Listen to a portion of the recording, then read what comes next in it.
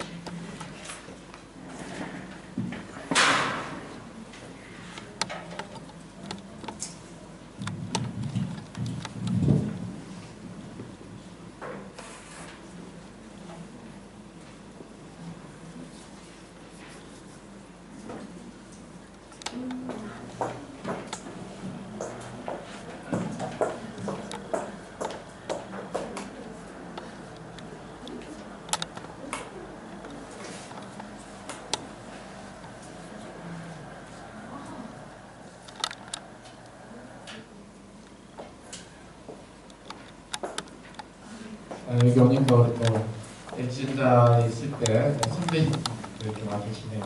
와주셔서 감사합니다. 우리 도서관 그 공고판에 보니까 이렇게 광고가 되어 있더라고요. 시민 50명 정도 해서 가족의 행복과 삶의 질 강좌. 내용은 21세기는 사회와 가족의 개념 및 행태를 발전하는 들어가 있는데 이거 다 보셨나요? 이거 못 보셨어요? 도서관 게시판 내용 못 보셨어요?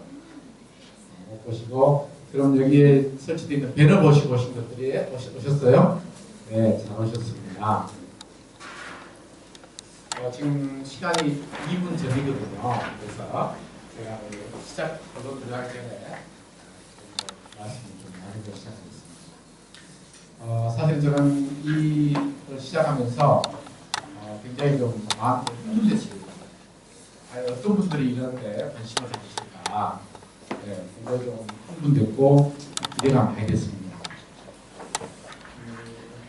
또 오겠다고 저한테 개인적으로 이렇게 진짜 당신이냐고 저한테 전화가 가지고 이렇게 물어보면서 어떤 일에서도 참석하시겠다고 이러신 분들이 아는 지인이 아직까지 좀 덜한데요. 시간이 좀 그렇게 그래서 시간이 딱 2시 되면 이렇게 시작하겠는데 주제는 굉장히 좀 괜찮은 주제입니다. 그렇죠? 가족의 행복과 삶의 질. 정말 주제는 괜찮은데 또 개념도 굉장히 쉬운 개념들입니다. 가족 모르는 사람이 누가 있고 행복 원하지 않는 사람이 누가 있고 살지 않는 사람이 누가 있습니까? 그죠? 주제는 굉장히 우리가 흔히 접하고 잘 아는 겁니다. 그런 건데 전체적인 이 내용이 도서관에서 진행하는 프로그램이 사람 책 도서관 아시죠? 사람 책 도서관. 그래서 우리 주관하시는 방금 사회 보시는 선생님 물어보니까 올해 제가 6번째라고 하네요. 다음 12월 달에 한 번 더 입고해서 7번째로 진행합니다. 그래서 제가 방금 사무실 담당 선생님하고 대장님하고 좀 잠깐 나누면서 정말 이 지역사회의 활동으로서 너무 좋은 활동이다. 앞으로 좀 어떤 간에 이런 프로그램들을 계속 좀 해줬으면 좋겠다. 그렇게 제안을 했습니다.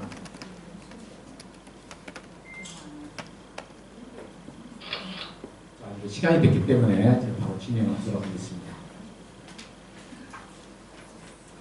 가족의 행복과 삶의 질에 대한 부분인데요.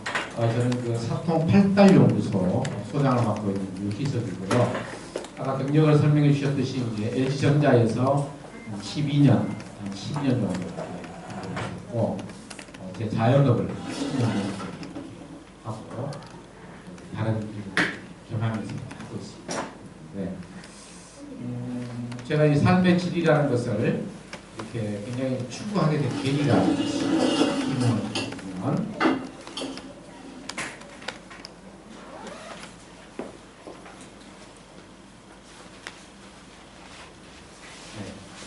목차는 서론으로 들어가면서 소개를 드렸고 서론으로 그리고 행복이란 무엇인가, 가족이란 무엇인가, 누구인가, 삶은 어떤 것인가, 그리고 삶의 질이란 어느 수준까지 그리고 나오면서 결론을 짓고 그렇게 나오도록 하겠습니다. 제가 이제 강의를 한다고 그러니까 와이프가 절대 질문을 하지 말아요. 힘들어합니다. 맞아요? 질문하지 말아요. 저는 굉장히 이따 과정에 나오겠지만 유대인식 교육을 선호합니다. 그래서 유대인들이 주로 질문식이잖아요. 질문하고 답하고 그런 식이어서 굉장히 질문하고 답하기 식을 좋아하는데 와이프가 그러면 특히 이제 나이 든 중년들이 많을 텐데 굉장히 골치 아파하니까 절대 질문하지 말아요. 질문할까요 말까요? 이것도 질문인데 네. 알겠습니다. 참조해서 들어가면서 제가 이 사람책 도서관에 한번 나눔을 가져야 되겠다고 시작했던 결정적인 계기가 올해 4월달에 시작했습니다. 4월달에 한번 읽어보실까요? 맨 위에 우수 이용자상 이걸 학교에서 주는 거예요. 제가 이제 현재 대가대 사회복지학과 박사과정 마지막 학기인데 올해 대가대가 100주년이 됐어요. 100주년. 오래됐죠. 오래됐는데 100주년 기념으로 해서 도서관 이용자 많이 이용하는 사람들에게 상을 주는 거예요. 저는 몰랐는데 그래서 3월 말경에 이제 연락이 와서 보니까 대학 학부생들 1, 2, 3, 4학년들 대상으로 하고 학부생 대상으로 하는 과정이 있고 그다음에 석박사, 석사박사, 대학원생들을 대상으로 하는 게 있는 거예요. 그래서 저한테 이 상을 주는데 사회복지학과 포함 대가대 전체 모든 석사, 박사, 대학원생들 통틀어서 제가 도서관을 두 번째로 많이 이용하는 거예요. 그러면서 이제 도금상을 준 거예요. 그래서 나름대로 제가 그렇게 많은 책을 보는 줄 몰랐는데 하여튼 대가대 도서관 책을 많이 본 거예요. 그러니까 이제 저한테 그 상을 주면서 제가 이 상을 받으면서 느낀 게 내가 어느새 그 책을 많이 봤나 이렇게. 이걸 어떻게 내가 많이 보긴 봤는데 어떻게 이걸 이용하나 하는 출발점이 됐습니다. 이게. 그 다음에 이제 8월달 돼가지고 결정적으로 이제 제 기분을 더욱더 업을 시키는 게 있었습니다. 제가 이제 자녀가 셋인데 막내 셋째 아들입니다. 중학교 2학년인데 보면 여기 보면 5월 26일자입니다. 5월 26일자 학교에서 했던 나의 소개와 자아상이라는 모든 활동인데 이게 5월달에 제가 발견된 게 아니고 8월달에 아들이 이제 이야기를 안 해서 8월달에 와이프가 이제 방학 맞이해서 아들의 책상을 정리하면서 아들 책상 가운데 이런 게 나왔다고 소개해 주는 거예요. 뭐냐면 잘 안 보이시죠? 여기 이제 본인 우리 아들이 자기 이름이 있고요. 그 다음에 여기가 아버지입니다. 아버지고. 여기는 뭘까요? 뭐 같아요? 안 보여요. 잘 안 보이죠? 네. 가장 존경하는 사람. 되어 있는 거죠. 그래서 제가 어떻게 써요?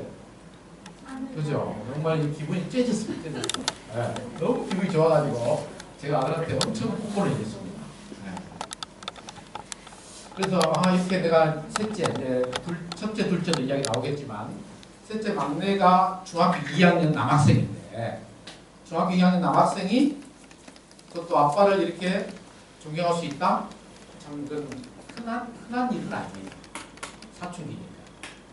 이해되시나요?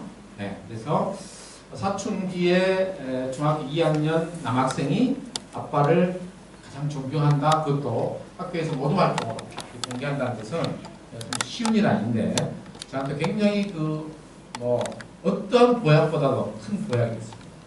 그래서 이걸 좀 지역사회에 나눠야 되겠다 이런 생각을 더 하게 됐고요. 그 다음에 이제 우리 큰아들 소식입니다. 큰아들 여러분들 잘 안 보실 텐데 이건 보이시죠? 네, 카이스트고요. 카이스트 입학 전형 결과 조회입니다. 우리 그 큰아들이 둘째인데 큰아들이 이제 신평중학교를 졸업하고 경산과학고를 갔습니다. 경산과학고 가가지고 과학고 2학년 때 카이스트 입학을 했어요. 그래 지금 이제 친구들은 그 동년배 친구들은 이제 대학교 4학년인데 아들은 이제 카이스트 4학년에 올해 대학원 잘 안 보이실 텐데 석박사 통합 과정에 합격했다는 이제 통지서입니다. 그러니까 앞으로 이제 5년 동안 석사, 박사 과정을 공부하면서 국가의 프로젝트를 연구를 합니다.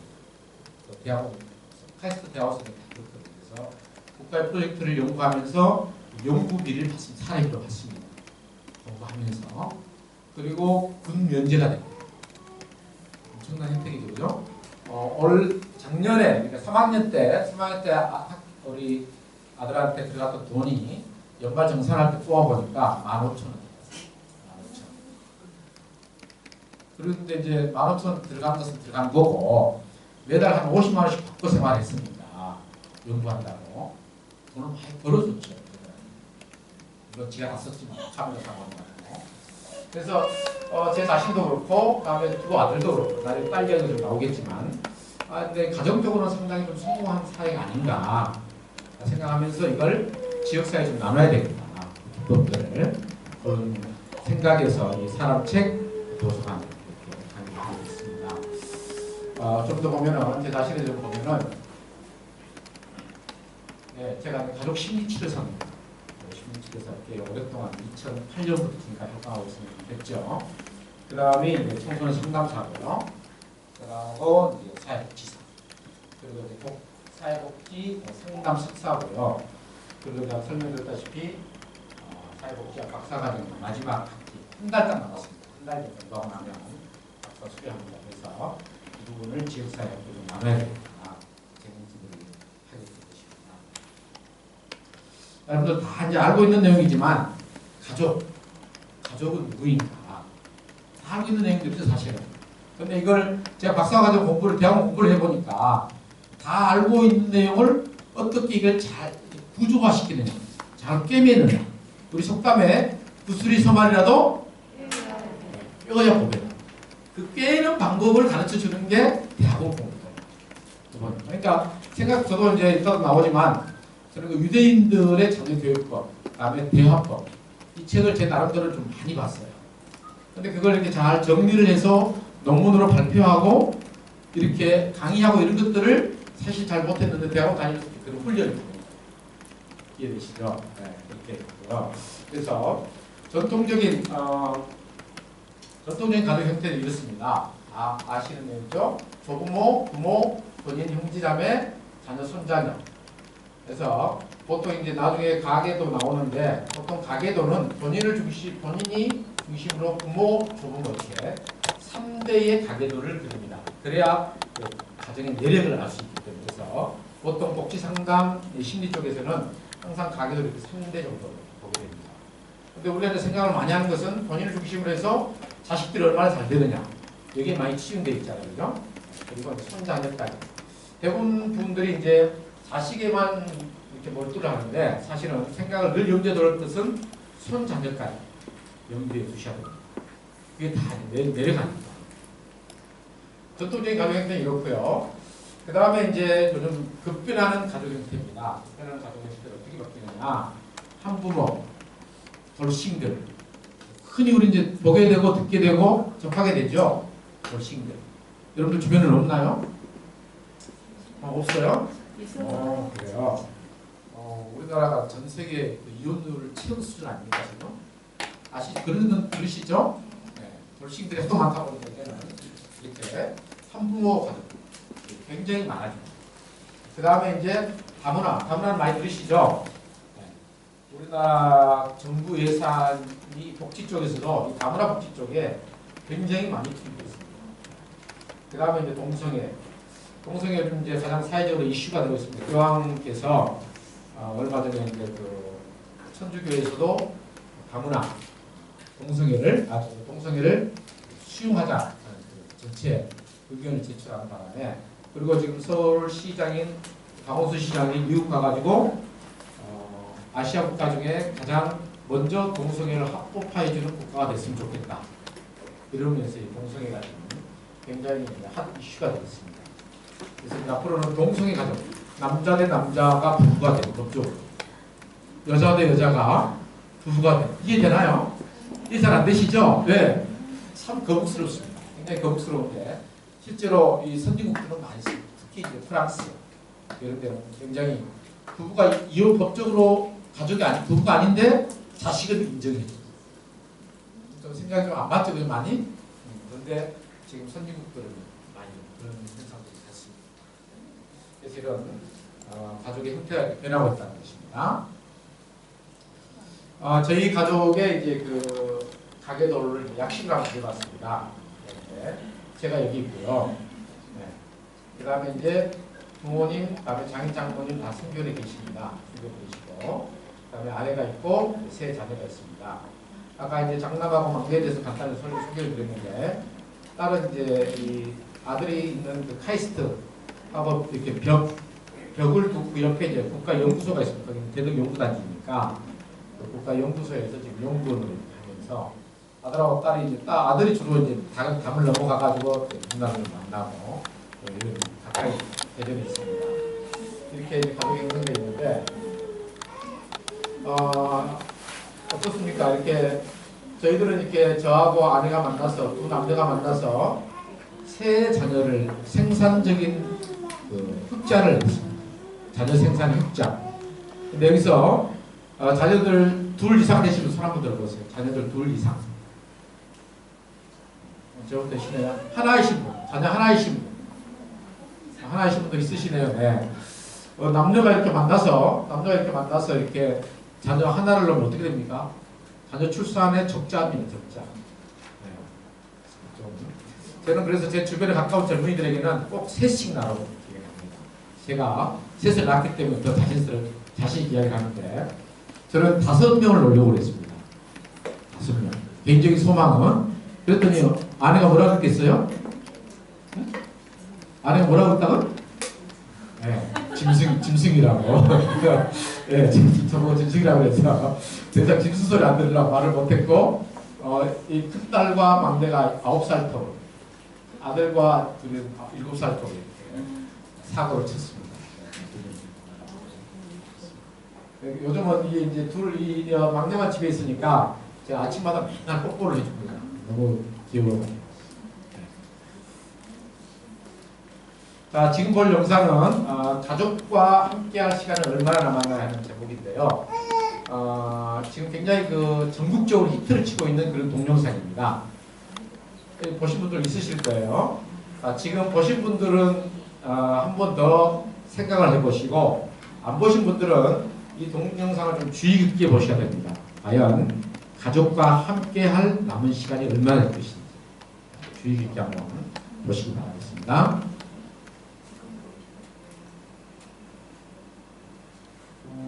이런 상태는 1년 3개월 정도밖에 남지 않았습니다.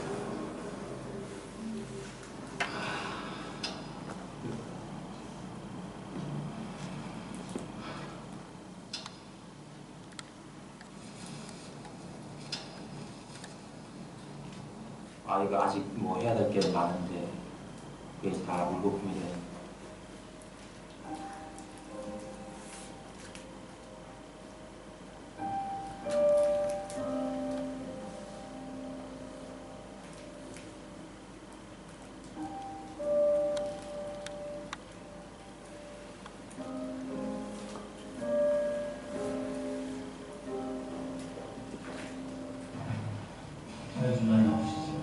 결과가 좀 나왔는데 생각보다는 조금 좋지 않게 나왔습니다.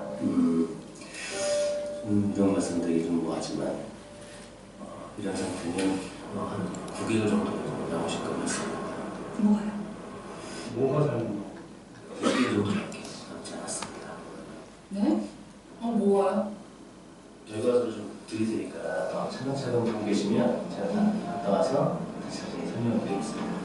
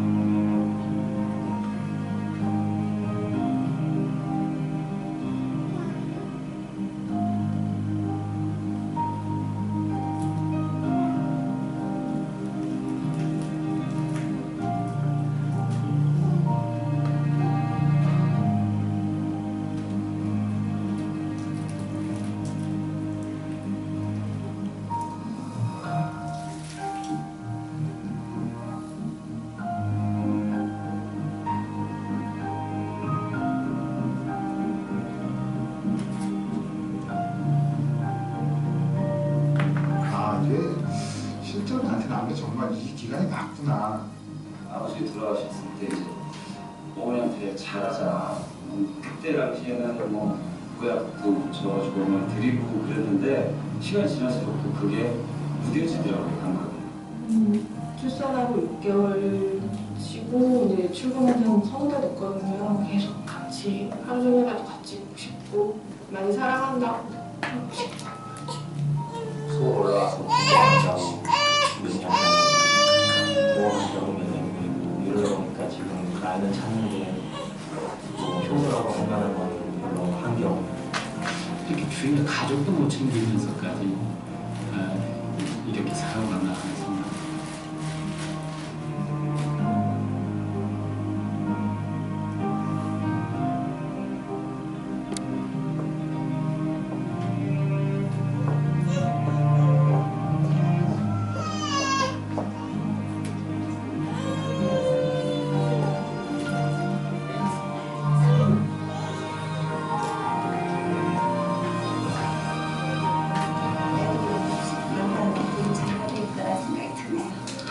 경숙이와 함께 아프지 않게 무슨 행복하게 잘 살아갔습니다. 김우랑 엄마가 앞으로도 많이 사랑할 테니까 행복하게 오래 잘 살자. 지금까지 한 번도 어머니 앞에서 못 해봤다고 네, 그랜저 213 차를 좀 빼더라. 그랜저 213 차. 자주 찾아가도록 할게요. 엄마 아빠 사랑합니다.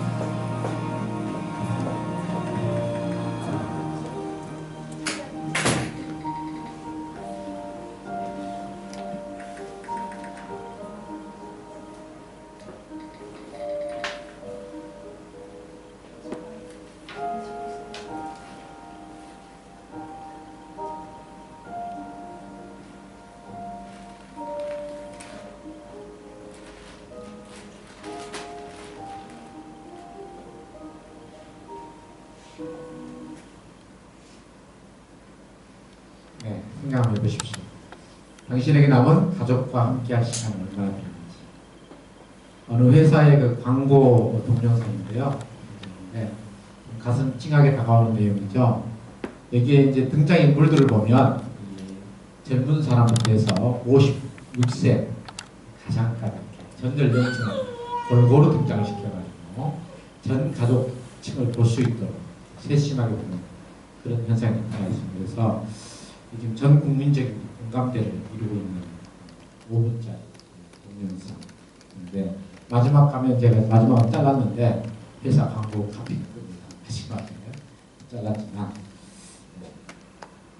그래서 제가 이 문진표를 지금 구하려고 애를 쓰고 있는데 이들을 문진했던 검사했던 내용을 여러분들 혹시 검색하셔서 찾을 수 있으면 찾으셔가지고 과연 여러분들은 가족과 함께할 시간이 얼마나 남아있는지 점검해보면 좋지 않을까. 저도 이제 늘 이제 늦게 공부한다고 늦게 들어오고 때로는 뭐 일주일에 한 번은 꼭 집을 비우고 이러다 보니까 가족들과 함께할 시간이 참 많지 않아서 의도적으로 이제 막내 아들한테는 일어나자마자 찾아가가지고 뽀뽀를 해주고 있습니다. 그런 것들을 늘 좀 해야 돼요. 특히 여기 오신 분들은 그런 것을 의도적으로 많이 하셔야 됩니다. 끝나시면 하셔야 돼요. 부분은 혹시 스킬을 말씀드리겠습니다. 자, 다음은 행복에 대한 부분입니다. 행복은 무엇인지, 행복을 이루기 위해서 얼마나 열심히 살고 있는지 다들 여러분들 아실 겁니다. 그런데 그걸 개념을 행복이란 무엇일까? 어떤 것일까? 간단하게 말하면 뭐 건강한 게 행복이죠. 그죠? 돈 많으면 행복한 거예요. 그렇지 않아요? 그런 것들을 이루기 위해서 좀 많이 노력을 합니다. 네, 노력을 합니다. 몸이 건강하고 마음이 평안하고 돈이 많아지고 관계가 잘 되고 이런 게 이제 행복으로 그렇게 물론 어떤 사전적인 그리고 이론적인 정의를 제가 말씀드린 게 아니고 우리 삶 속에서 왜냐하면 이 프로그램 자체가 사람이 곧 책인 거니까 사람이 책이 이론에 머물러 있는 게 아니고 삶이니까 그래서 우리는 행복은 좀 건강하고 몸이 건강하고 마음이 평안하고 돈이 좀 많고 직장에 있는 분들은 그 승진 좀 잘하고 그죠? 저도 이제 이번 박사과정 마치면 내년부터는 대학 강의를 좀 듣고 싶고 이런 것들이 행복이겠죠, 그죠? 축구하는 거. 그런데 지금 너무 이제 심한 게 뭐냐면 돈에 대한 것입니다. 그죠? 돈이면 다 되는 세상. 돈 하다 돌아버리는 세상. 이런 세상.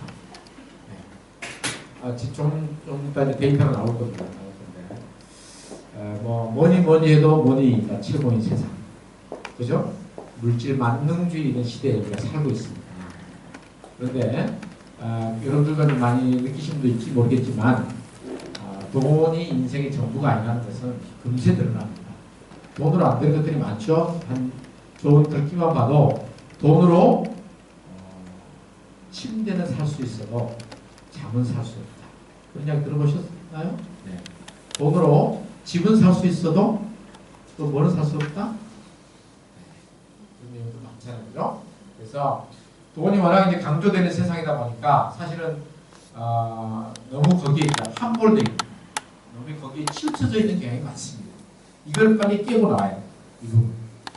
저도 돈을 엄청나게 쫓아가다가 제 스스로 그걸 못 깨우치고 못 깨고 나오다 보니까 강제적으로 깨우침을 당하고 말았습니다. 저 같은 경우는. 데이터를 보면은요, 빛의 점점 갇히는 중산층. 이 글씨는 보이시죠? 네, 빛의 점점 갇히는 중산층. 다른 글씨는 잘 안 보일 것 같아서 제가 이제 신문을 스크립해 왔는데요.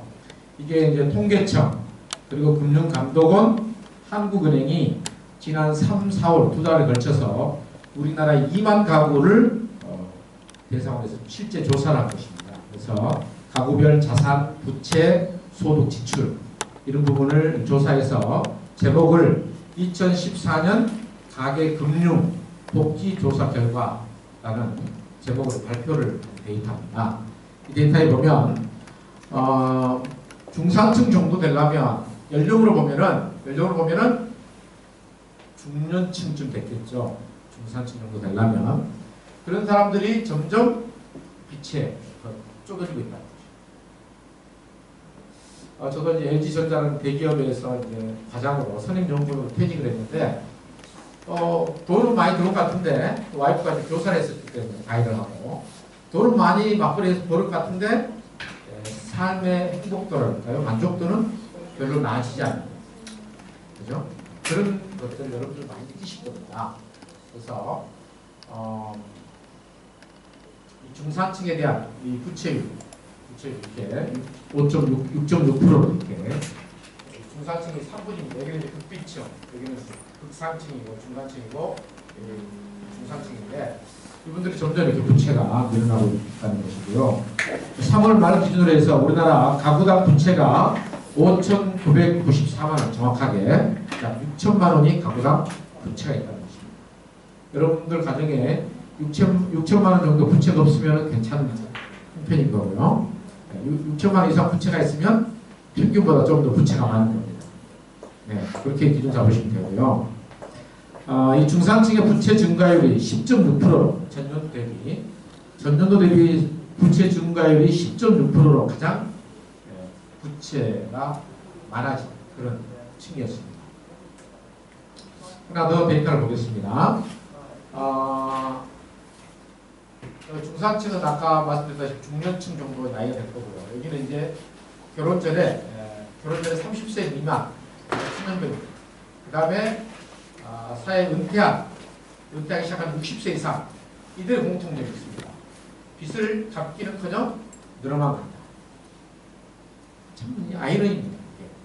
열심히 일을 하고 이제 30쯤 돼서 거의 취직을 해서 중산층 지나고 60세 퇴직할 때쯤 되면 뭔가 여유로워야 되는데 돈을 쫓아서 그렇게 불나방처럼 살아가는데 결론은 중산층도 부채는 증가하고 노인돼서도 빚은 점점 늘어나고 이거 어떻게 해석해요? 이게 우리가 삶을 어떻게 해석해야 돼요?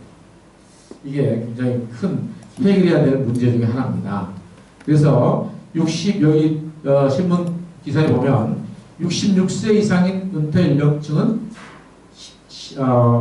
상대적 빈곤감에 시달리고 있다고 나와 있습니다. 여기에 좀 연세 좀 드신 분들도 있으신 것 같은데 공감하시니 모르겠습니다. 정말 이렇게 사회적인 심각한 문제로 되고 있습니다. 하나 더 좀 자료를 보겠습니다. 이제 아까는 이제 중산층, 연령층별로 봤고요. 지금 이제 빈곤층에 대해서 봅니다. 빈곤층에 대해서 보면 저는 이제 복지를 하고 있다 보니 빈곤층에 대한 관심이 많은데 빈곤층은 점점 더 강해지고 있다.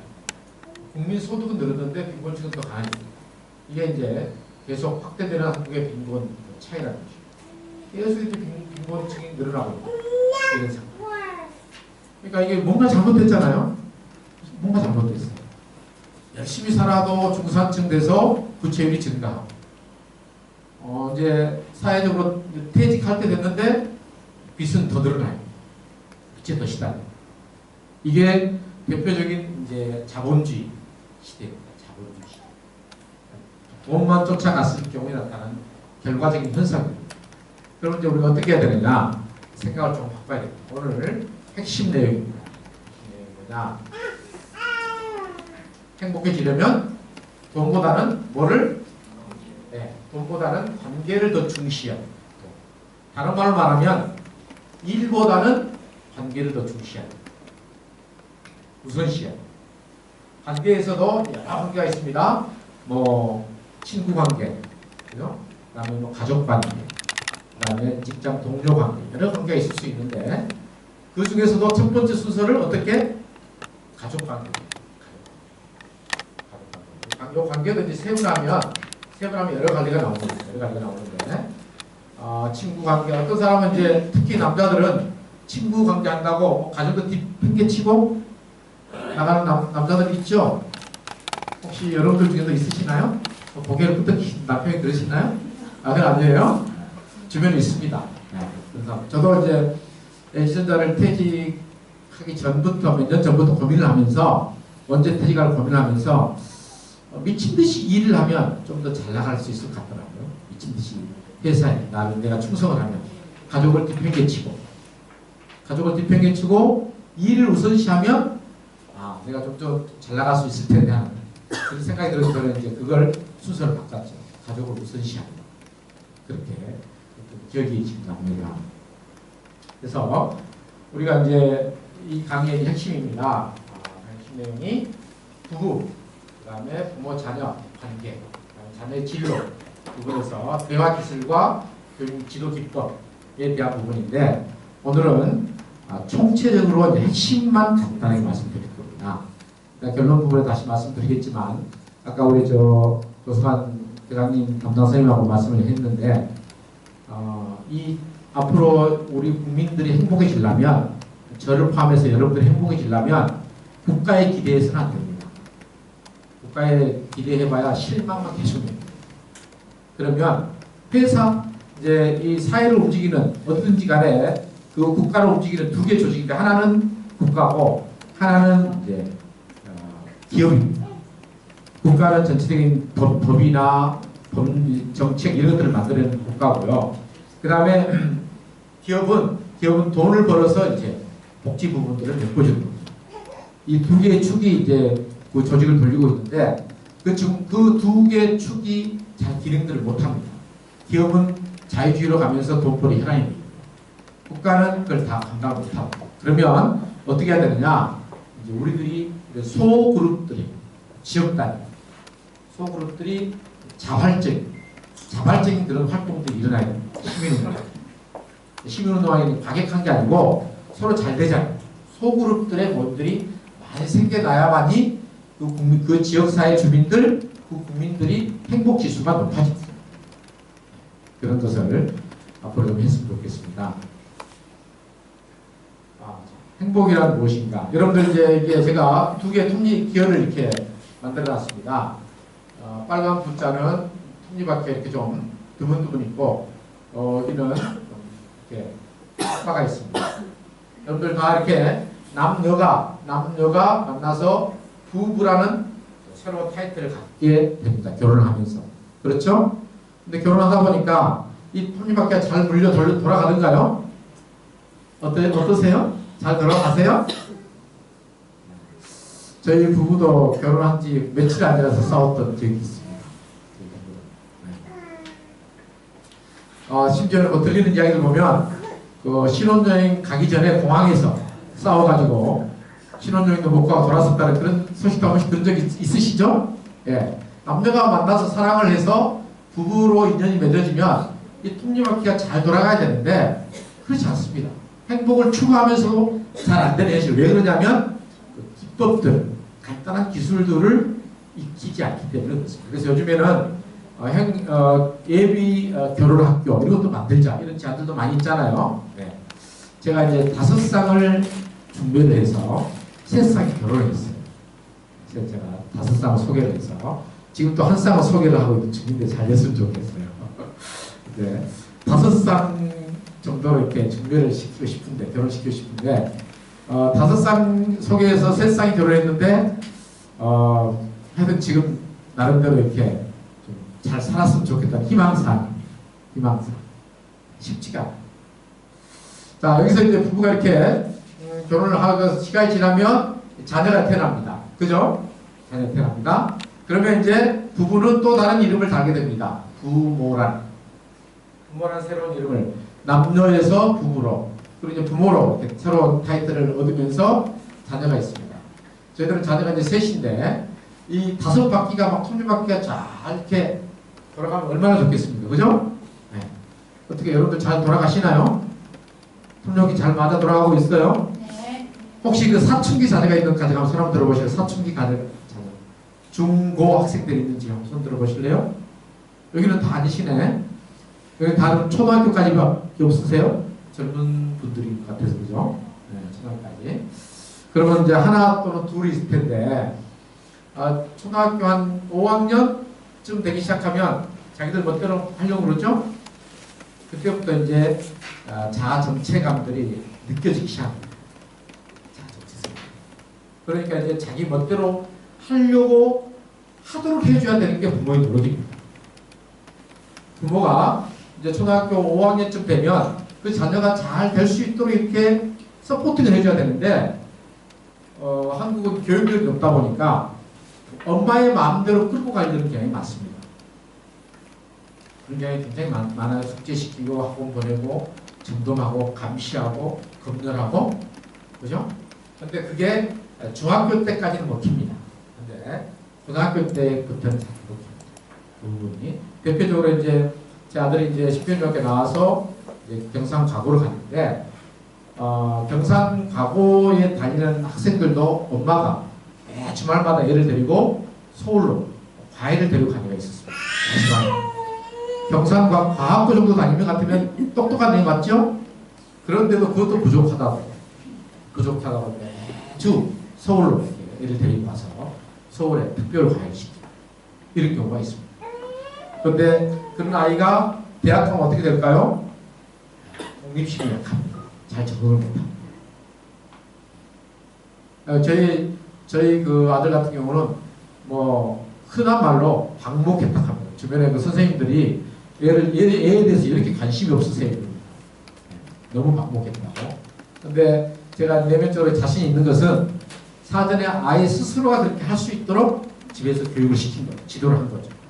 그게 이제 일단 나오겠지만 저는 이제 유대인식 그런 교육. 물론 이제 저의 기여보다는 아내의 기여가 훨씬 더 크다고 저는 인정을 합니다. 아내가 굉장히 잘했기 때문에 그런 부분에 대해서 감사히 생각하고 있습니다. 그래서 우리가 행복한다는 것은 이렇게 부모와 자녀 또 부부 관계가 이렇게 잘 톱니바퀴 맞아 들어가줘야 되겠죠. 다음은 이제 삶입니다. 삶은 어떤 것인가? 우리 아까 앞에 행복에 이어서 행복한 삶 이렇게 잘 이어지면 좋을 텐데 삶에도 또 그런 자리가 참 많죠. 여기서 우리가 삶이라는 것은 아까 그 동영상에 나왔다시피 남아있는 시간이 얼마나 되느냐 이 시간적인 부분인데요. 시간은 크게 이제 두 가지 시간이 있습니다. 하나는 크로노스라는 시간이 있고 하나는 나중에 나올 건데 카이로스라는 시간이 있어요. 크로노스라는 것은 뭐냐면 하루 24시간, 일주일 7일, 1년 365일 자연계의 시간 이것을 크로노스의 시간이라고 합니다. 그러면 가족들이 함께하는 시간 그러니까 1년 365일 어떻게 지내냐 이게 크로노스의 시간이고요. 여기서 중요한 것은 이제 카이로스입니다. 카이로스의 시간인데 카이로스라는 것은 뭐냐면 영감과 필이 있는 내용이 있는 시간을 카이로스의 시간이라고 합니다. 그럼 우리가 그냥 아이들하고 같이 있다? 예를 들면 저는 이제 우리 그 막내 아들하고 많은 시간을 함께 하지 못합니다. 그런데 아들이 왜 그렇게 아빠를 존경하느냐? 짧은 시간에 감동을 줍니다. 짧은 시간. 그러니까 시간을 양쪽으로 많이 갖는다는 것이 중요한 게 아니고 짧은 시간일지라도 얼마나 감동을 주느냐. 이게 중요해요. 얼마나 내용이 있느냐. 이게 중요해요. 여러분들 한번 생각해 보십시오. 여러분들 부부지간에 부모 자식지간에 어떻게 감동했는지. 이제 저희 집에서는 제가 제일 힘든 부분이 저도 부부관계. 제 인지가 이제 결혼할 정도 나이 되면 사전에 이제 그걸 충분히 다 알겠지 하는 인지가 이렇게 인정을 하다 보니까 제 이 테두리 안에 안 맞으면 기분이 나쁜 거예요. 예를 들면 아까 이제 동성애 가족 하니까 여러분들 좀 기분이 약간 좀 안 좋죠? 동성애가 남녀가 부부인데 우리가 일반적인 관념으로는 우리는 인지 그리 돼 있단 말이에요. 그런데 남자 대 남자가 부부다? 여자 대 여자가 한 방에 한 집에 살면서 부부다? 그게 법적으로 인정이 된다? 우리 지금 감정상으로 잘 안 맞잖아요. 그렇듯이 제가 결혼 초기에 저의 사고의 틀 속에 아내를 맞추려고 하다 보니까 잘 안 좋았었어요. 초기.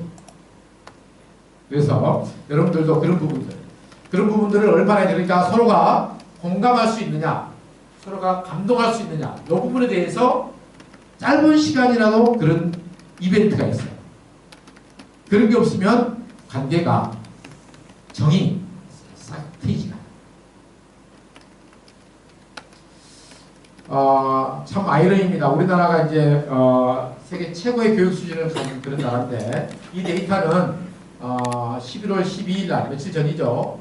SBS에 주관해가지고 제12차 미래학습 리포트 한국 사회 재설계라는 타이틀로 세미나를 했던 자료인데요. 여기서 발표된 자료가 우리나라 청소년들은 남과 더불어 사는 능력이 36개국 중에서 몇이? 35위. 정말 우리나라 이제 혼자서는 똑똑한데 함께해서는 못한다는 이야기 우리가 많이 듣잖아요. 이게 어디서 나오느냐? 두 번째입니다. 두 번째. 부모가 자녀에게 남에 대한 관용을 가르치겠다는 의지는 62개국 중 몇 번? 네. 뒤에서 첫 번째입니다. 부모가 이렇게 자녀들을 가르치니까 남과 더불어 사는 능력이 길러지겠습니까? 야, 여기 큰일입니다, 우리나라에. 정말 큰일이에요. 그러면 어디 가면 결국은 이제 우리나라 사람들은 특히 이제 미국에 이제 유학을 많이 보내잖아요. 미국 학교에 가가지고 적응하는 능력이 되게 떨어집니다. 그런데 유대인들은 어떠냐면 유대인들은 어느 사회 가든지 간에 그 지역 사회를 리드해요. 유태인들 전 세계에 흩어져 있는 유태인들의 인구가 몇 명이냐면 1,500만 명이에요. 전 세계 인구가 유태인들. 그럼 노벨상은 몇 프로 받나요? 몇 프로? 유태인들이 노벨상은 30%를 휩습니다. 유태인. 왜 그러냐면 그렇게 유태인들 그 개인별 그런 장점들을 살려주는 교육을 가정에서 하는 거예요. 가정에서. 부모가. 제가 이제 유태인 관련 EBS 동상이라든지 유튜브에 있는 거라든지 책만 봐서 제가 유태인 관련 책을 한 50권 이상을 본 것 같아요. 책만 봐서. 그런데 그들은 그 금요일 날 그들은 이제 토요일 날이 안식 그들의 이제 우리 한국으로 말하면 일요일이에요. 그들은 토요일 날이 우리로 말하면 일요일 이제 안식일인데 금요일 날 전에 그들의 식사 시간이 어떠냐면 3시간의 식사 시간 가족들 전체가 모이는 식사 시간이 3시간에 5시간씩 가요. 그것도 3대가 할아버지, 할머니, 아버지, 어머니, 자식들, 삼촌들까지 모여서 만찬합니다. 만찬. 그러면서 어떻게 하냐면 가족들이 계속 대화를 해요. 대화. 그래서 특히 이제 사춘기 어린 아들에게는 어린 자식들에게는 너는 뭘 잘해? 너는 이걸 잘하는 것 같은데 이거 한번 해볼래? 너는 저걸 잘하는 것 같은데 저거 한번 해볼래? 아이들의 장점을 계속 끌어주는 거예요. 장점. 식사하면서. 그래서 유태인들은 만 10